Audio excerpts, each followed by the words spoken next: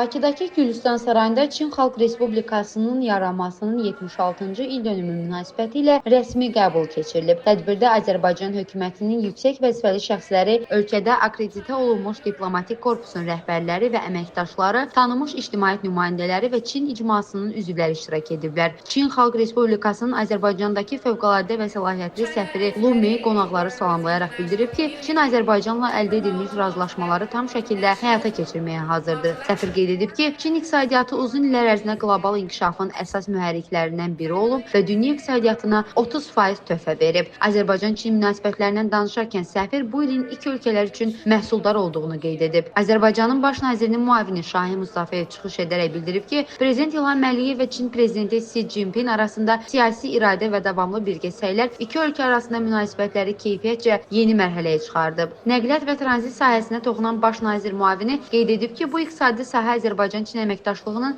əsas istiqamətlərindən biridir. Tədbir musiqi və bədii hissə ilə davam edib. Rəsmi qəbul çərçivəsində təşkil olunmuş sərgidə iştirakçılar Çin mədəniyyəti nümunələri ilə tanış ola biliblər. Ziya Hikmətoğlu, Rəsul Seyev, Səs TV Xəbər.